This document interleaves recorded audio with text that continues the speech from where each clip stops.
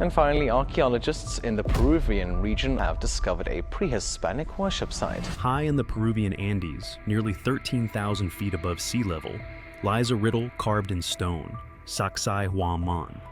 Its colossal zigzag walls, composed of limestone blocks weighing up to 200 tons, defy all conventional logic. These stones weren't simply stacked. They were sculpted into multi-angled, interlocking forms so precisely that not even a razor blade fits between them. This isn't ordinary stonework. It's a three-dimensional jigsaw of engineering mastery that modern experts struggle to comprehend, let alone replicate. Using nothing but bronze tools softer than the rock itself, with no wheels, no draft animals, and no written blueprints, the Inca are said to have moved these blocks across rivers and up slopes, placing them with millimeter accuracy. But in 2025, a wave of cutting-edge geological, structural, and laser scanning studies revealed something disturbing. The Inca may not have built these walls at all. Instead, they might have inherited the site from an unknown civilization, one whose technology and knowledge were far beyond anything in the known Andean timeline. What we're about to explore isn't just a mystery about rocks. It's a crack in the foundation of everything we thought we knew about South American history. Because the truth about who built Sacsayhuamán is far more unsettling than we ever imagined. The stones that shouldn't exist. The fortress of Sacsayhuamán isn't just mind-bending because of the stone's shape. It's their size and origin that take it from impressive to impossible. Some of these blocks weigh more than 200 tons. That's the equivalent of 30 elephants or a fully loaded commercial airplane. Yet somehow, they were transported across miles of rugged terrain, with no roads, no wheels, and at altitudes where the air is thin and movement is exhausting. Laser-based geological surveys in 2025 identified multiple quarry sites for these stones. Some were nearby, on the same hillside, but many were located over 15 to 20 miles away. These distant sources required the builders to cross steep valleys and rivers. Why go through such effort when closer stone was available? The answer isn't clear. Some suggest the distant stone had unique properties, grain, color, or durability, preferred for specific construction phases. But that raises another question. Who had the capability to make that distinction, and the logistics to act on it? Even modern engineers struggle with the idea. Our largest mobile cranes can hoist 1,000 tons, but only under ideal conditions, with extensive preparation. Now imagine moving 200-ton blocks through mountain passes at 13,000 feet elevation with nothing but ropes and manpower. Experimental archaeology has proven that stones can be moved on flat land with enough labor, but not like this. Not uphill, not across rivers, and not with such mind-bending precision. And this wasn't a one-off miracle. The fortress is made of hundreds of these stones, many exceeding 50 tons, stacked in tiers nearly 1,000 feet long. Every single block was placed with flawless accuracy, forming a wall system that has survived earthquakes, erosion, and centuries of mystery. The effort wasn't just monumental, it was surgical. Precision beyond human hands. If moving the stones was unthinkable, shaping them borders on the supernatural. These weren't simple rectangular blocks. They were complex, irregular polygons, many with 10 to 12 angles, carved to fit adjacent stones in a tight 3D puzzle with joints so precise you can't slip a knife blade between them. In 2025, 3D laser scans of Sacsayhuamán's walls revealed something extraordinary. The contact surfaces between stones weren't flat. They were subtly curved in 3 dimensions. Matching those curves across multi-ton blocks would require digital modeling, laser-guided carving, and diamond-tipped tools today. And yet, we're told this was all done by hand, with bronze chisels, softer than the limestone itself. The official explanation? Unimaginably slow handwork using percussion with harder stones. But to carve a perfect match by eye and hand between curved surfaces across dozens of contact points without a single visible mistake seems beyond plausible. There are no gaps, no corrective fill, and no abandoned misfit stones. Just seamless alignment, repeated hundreds of times. This level of perfection suggests more than just skill. It hints at either lost techniques or technology we no longer understand. Whether it was stone softening, heat-based shaping, or mechanical abrasion, the result is architectural sorcery. And that's not all.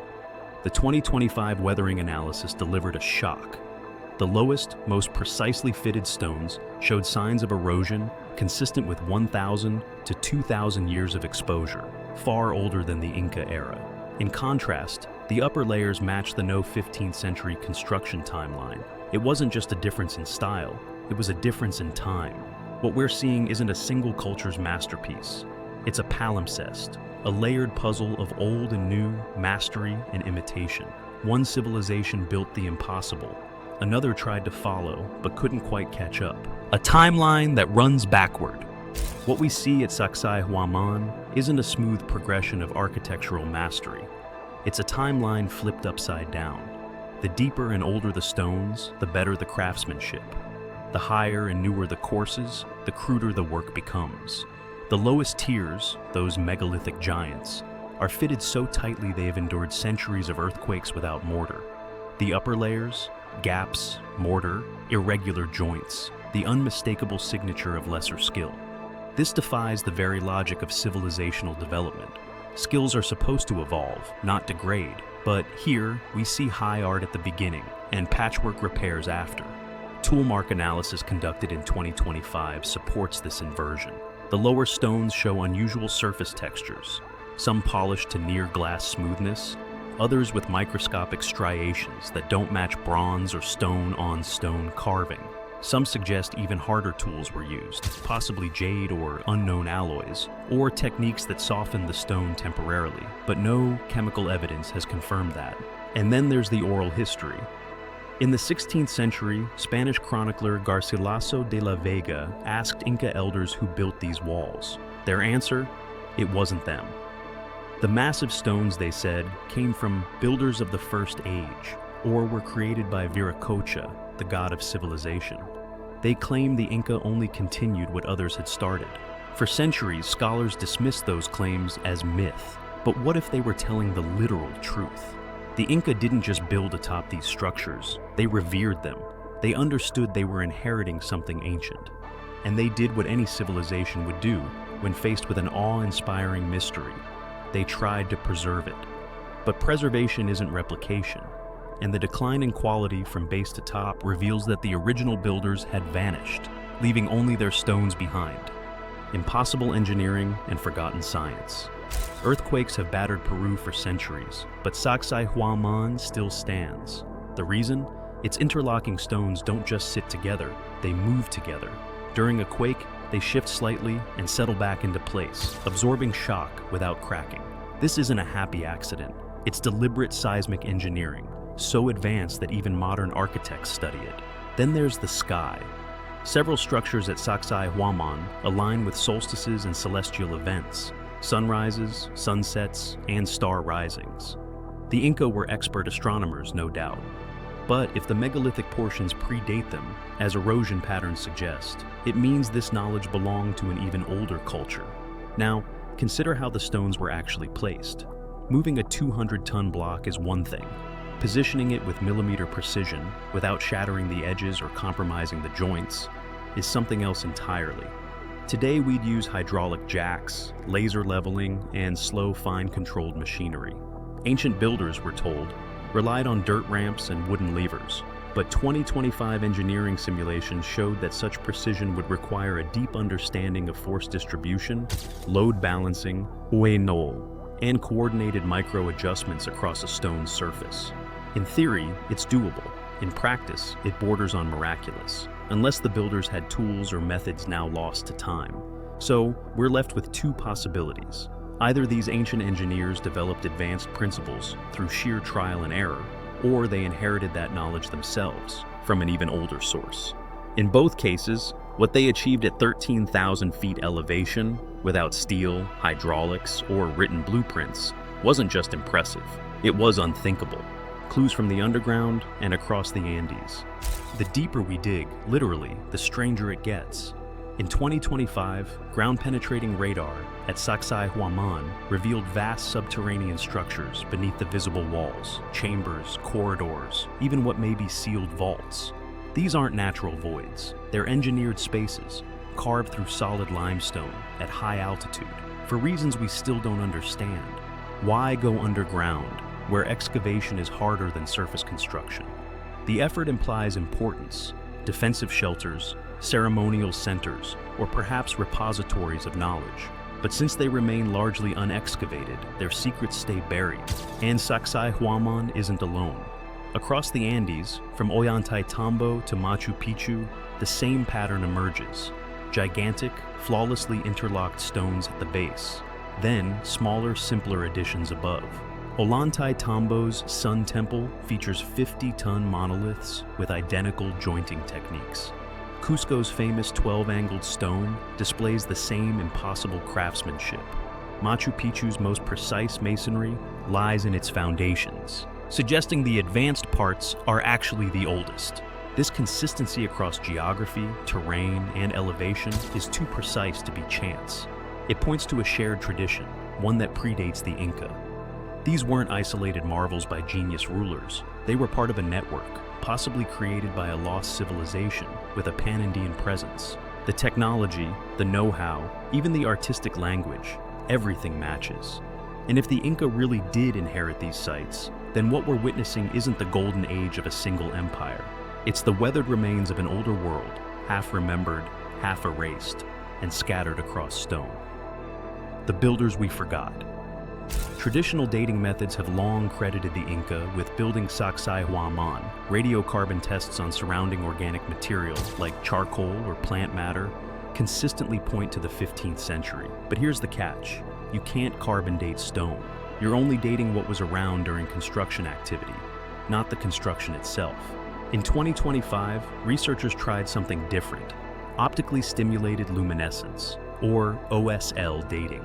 By measuring when sediments trapped between stones last saw sunlight, they hoped to time the original placement. Some results hinted at ages far older than the Inca-era. But OSL is tricky, and these results, while tantalizing, need more validation. So, who could have built the megalithic layers? Possible candidates include the Wari and Tiwanaku civilizations, both known for complex architecture, but their stonework never quite matched the precision or scale of Sacsayhuamán. Other theorists suggest an even earlier culture, now lost to memory, whose only legacy is in the rock itself. This theory reshapes Andean history. It suggests that an advanced civilization once mastered techniques the Inca couldn't replicate, and that this knowledge was lost, not evolved. The Inca, according to their own oral traditions, were caretakers of sacred remnants, not their creators. Spanish chroniclers ignored these claims, but modern evidence now supports them. What if we've been dating restoration instead of creation? What if the true origin of these wonders lies not in the 1400s, but centuries or millennia earlier? That would mean South America's timeline isn't a straight path of progress. It's a cycle, one where knowledge is gained, lost, and rediscovered, where civilizations rise, fall, and are forgotten. But the stones remain, silently telling a story we're only just beginning to hear.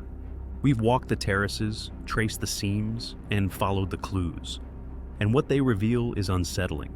The massive stones of Sacsayhuamán weren't simply built, they were inherited. Their impossibly precise joints, quarry origins miles away, and unmatched durability all point to a vanished culture with engineering skills beyond what history has allowed. For 5 centuries, the Inca have taken the credit, credited by textbooks, tourists, and tradition.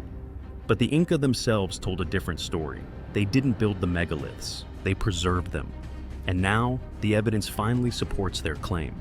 This isn't just about stones, it's about memory, what we choose to remember, and what we explain away. Because if an advanced culture rose in the Andes, mastered techniques we can't replicate, and then vanished without a name, what else have we forgotten? The mystery of Sacsayhuamán isn't just how it was built. It's why we refuse to listen to those who always knew the answer. And what other truths might still be buried beneath our feet, waiting to be heard, if we're finally willing to listen.